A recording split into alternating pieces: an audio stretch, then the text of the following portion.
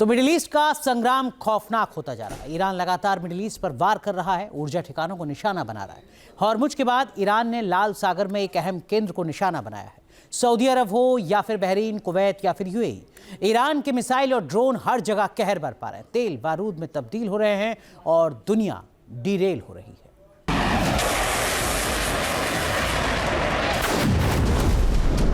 Middle east में Iran के ये ड्रोन तबाही की सबसे खौफनाक स्क्रिप्ट लिख रहे हैं।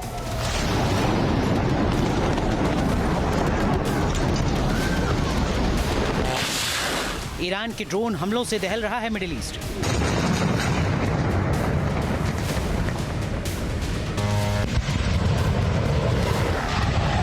इन सस्ते हथियारों के जरिए दुनिया की अर्थव्यवस्था को सुलगा रहा है ईरान।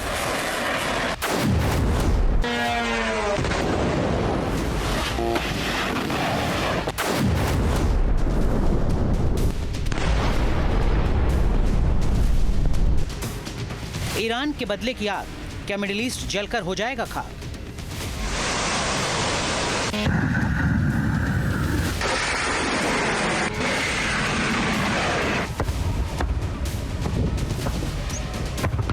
हॉर्मुज में इतिहास की सबसे खूनी जंग का अलार्म बज रहा है। अमेरिका की ग्राउंड ऑपरेशन की तैयारियों की खबरों के बीच ईरान की तरफ से बड़ी चेतावनी दी जा रही है।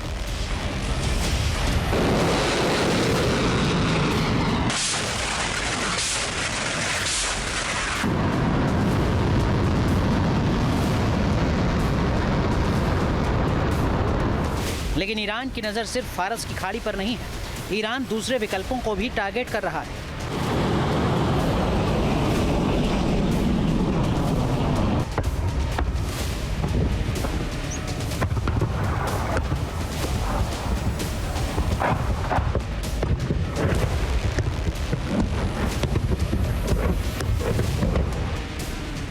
सवाल है कि ईरान का रेड सी प्लान क्या है? लाल सागर पर क्यों है ईरान की नजर?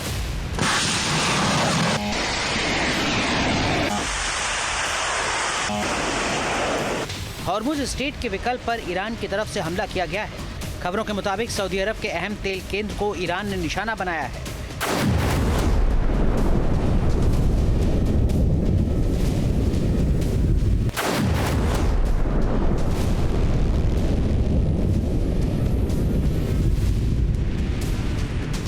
मिडिल ईस्ट के ऊर्जा केंद्र लगातार टारगेट पर हैं। बड़ा मुद्दा ईरान के गंभीर आरोप का भी है।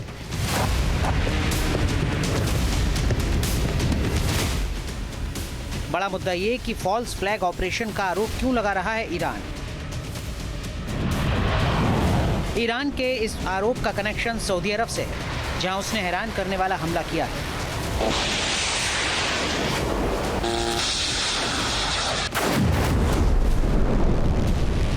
सऊदी अरब में लाल सागर के बंदरगाह यानबू में ईरान ने हवाई हमला किया है।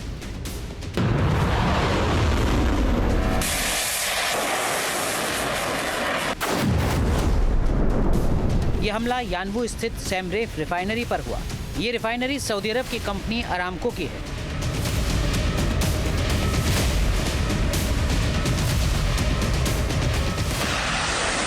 ईरान के गैस प्लांट पर हुए अटैक के बाद तेहरान की ओर से खाड़ी देशों में लगातार जवाबी हमले किए जा रहे हैं।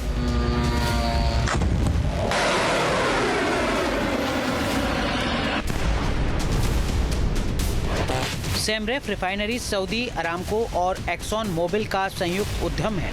इस हमले से ग्लोबल तेल सप्लाई बड़े स्तर पर प्रभावित हो सकती है।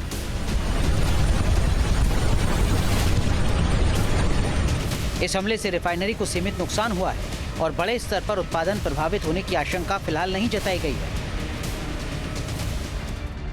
हॉर्मुज को ईरान ने पहले ही बंद कर दिया है। हॉर्मुज के बंद होने की वजह से यानबू खाड़ी तेल शिपमेंट के लिए एक अहम वैकल्पिक निर्यात केंद्र के रूप में उभरा था। एक्सपर्ट्स का कहना है कि अगर यानबू पर हमले जारी रहते हैं तो वैश्विक ऊर्जा बाजारों में चल रही अस्थिरता और ज्यादा बढ़ेगी।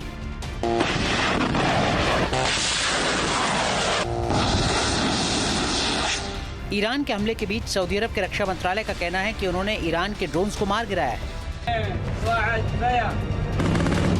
ये ड्रोन को मार गिराने का फुटेज है। यानबू पेट्रोकेमिकल प्लांट के पास इस ड्रोन को मार गिराने का दावा किया जा रहा है। सऊदी अरब का कहना है कि ईरान के 20 से ज्यादा ड्रोन्स को तबाह कर दिया गया है।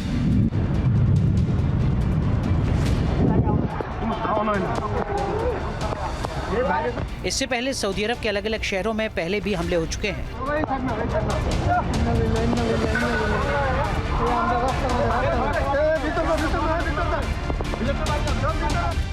इसके अलावा कुवैत के अल अहमदी रिफाइनरी को भी ईरान की तरफ से निशाना बनाया गया है।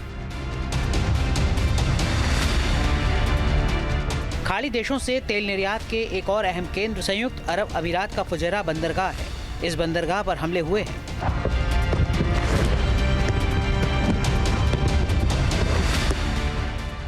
इराक और ईरान समेत खाड़ी क्षेत्र से दुनिया के 31% तेल आपूर्ति होती है और 8 से 17% गैस का उत्पादन होता है।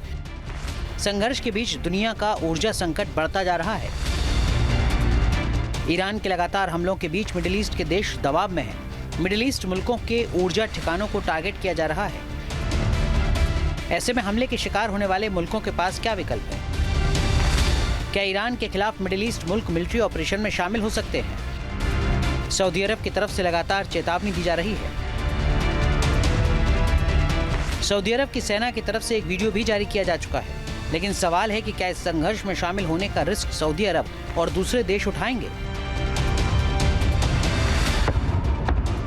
मिडिल ईस्ट के तमाम मुल्क इस जंग की जद में हैं। ईरान पर हमले के आरोप लग रहे हैं, लेकिन ईरान की तरफ से इजराइल पर आरोप लगाए जा रहे हैं। ईरान का कहना है कि इजराइल सऊदी अरब में फॉल फ्लैग ऑपरेशन कर सकता है। ये जंग अब बेकाबू हो चुकी है, ऐसे दलदल में फंस चुकी है जिससे निकलना हर किसी के लिए मुश्किल है। जंग का अंजाम क्या होगा, कोई नहीं जानता। Team news nation.